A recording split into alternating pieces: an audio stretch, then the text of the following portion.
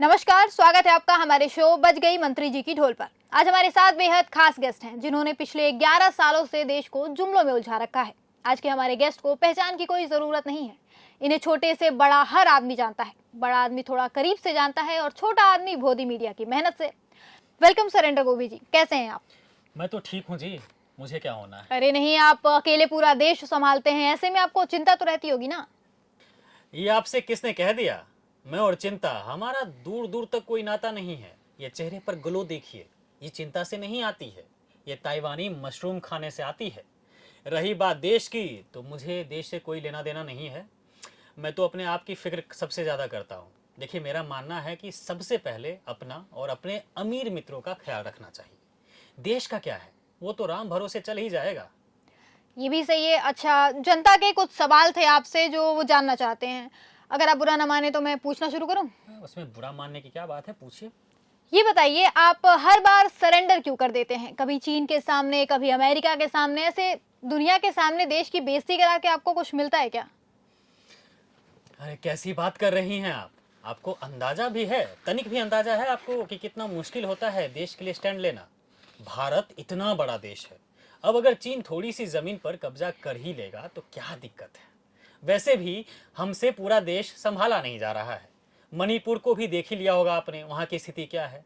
अब चीन हमारी जमीन ले लेगा, कुछ हिस्सों पर कब्जा कर लेगा, तो वहाँ की हमारी जिम्मेदारी भी खत्म होगी ना।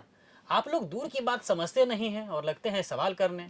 अच्छा चलिए, आपकी ये बात हम मान लेते हैं, लेकिन फिर अमेरिका का क्या? अमेरिका के दबाव में आकर आपने पाकिस्तान जैसे तुच्छ देश के साथ समझौता कर लिया। ये सवाल आज हर भारतीय के मन में है।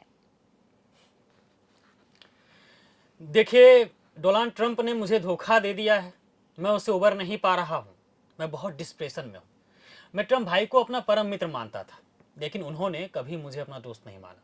वो अपने आप को मुझसे बड़ा मानते हैं। हालांकि बड़ा मानने में मुझे कोई दिक्कत नहीं है, पर ऐसे व्यापार की धमकी देकर डराइएगा तो हम तो डर ही जाएंगे ना। अगर आप व्यापार बंद कर देंगे तो मेरे अमीर मित्रों का भारी नुकसान हो जाएगा, और ये मैं कतई बर्दाश्त नहीं कर पाऊंगा। इसके लिए चाहे मुझे किसी भी चीज़ से समझौता ही क्यों ना करना पड़े। ट्रंप भाई ने मेरी कमजोर नस पकड़ ली थी और धमकाने लगे थे। आधी आधी रात में कॉल करने लगे थे। अब मैं करता तो करता क्या, मजबूरी आ गई थी। ऐसे समय पर देश को देखता या फिर अपनी मित्रता निभाता। अच्छा ये बताइए, आपको प्रेस कॉन्फ्रेंस से इतना डर क्यों लगता है? अरे प्रेस कॉन्फ्रेंस से कौन नहीं डरेगा। आप जैसे पत्रकार अपने तीखे सवालों से हमारी धोती खोलने लगते हैं। डर नहीं लगेगा तो क्या लगेगा। अगर आपको सवाल करना ही है तो भोदी मीडिया से सीखिए। पूछिए कि कैसे 18 घंटे काम में कर लेता हूँ। ये पूछिए ना उनसे, मेरी सुंदरता का राज क्या है। मैं दूंगा आपको जवाब। अब आप पूछेंगे देश में बेरोजगारी क्यों है, महंगाई क्यों बढ़ रही है, किसान क्यों अपनी जान दे रहे हैं, तो इसका जवाब हम थोड़ी ना देंगे। अच्छा, आपकी पार्टी डीजीपी पर एक बड़ा गंभीर आरोप लगता है कि आप लोग गुंडों को, महिलाओं का शोषण करने वाले लोगों को अपनी पार्टी में भरते हैं।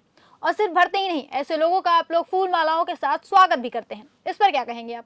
देखिए जी, ये आरोप बेबुनियाद है, पूरी तरह से गलत है। सच्चाई ये है कि हम चुन चुन कर ऐसे आदमियों को अपनी पार्टी में लाते हैं जो महिलाओं को उनकी सही जगह पर रखते हैं। सही जगह मतलब? अरे मतलब अपने काबू में, डराकर धमकाकर। अब देखिए, अगर औरतों को खुला छोड़ दिया जाएगा तो वो अपने मन का करने लगेंगी, है ना? है या नहीं?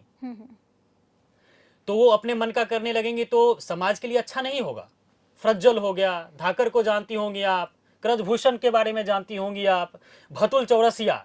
आजकल मेरे ये भी बहुत अच्छा काम कर रहे हैं। आजकल ये बहुत रैकेट वैकेट ये चला रहे हैं। ये सब मेरे फेवरेट नेता हैं। मैं इनके लिए वोट मांगने जाता हूँ। ये लोग समाज के लिए बहुत कुछ कर रहे हैं। एक प्रेरणा है कि पुरुषों को स्त्रियों के प्रति कैसा होना चाहिए। अच्छा, एक और सवाल है कि मुसलमानों के प्रति आप लोगों को दिक्कत क्या है? आप लोग उनके खिलाफ बयानबाजी करते हैं, आपके नेता बयान देते हैं उनके खिलाफ।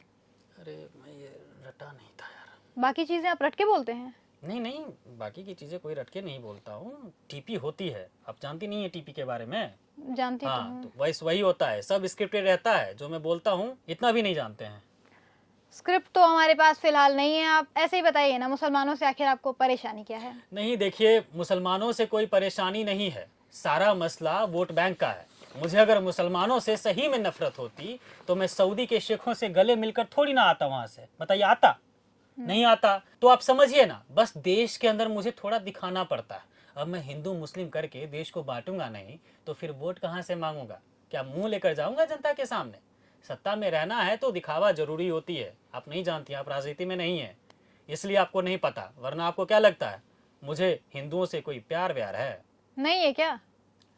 अरे अगर हिंदुओं से हम प्यार कर लेंगे तो फिर हम राजनीति कैसे करेंगे? इसी पर तो हम हैं, इसी सब चीज़ों से तो हम इसमें सरकार में आए हुए हैं। अगर लोगों से प्यार करने लगे तो राज किस पर करेंगे? मैं बस ये देखता हूं कि किसकी साइड लेने से मुझे ज़्यादा फायदा है। जिधर मुझे अपना फायदा दिखता है मैं उधर ही अपना झोला ऐसे करके उठाता हूँ, चल लेता हूँ।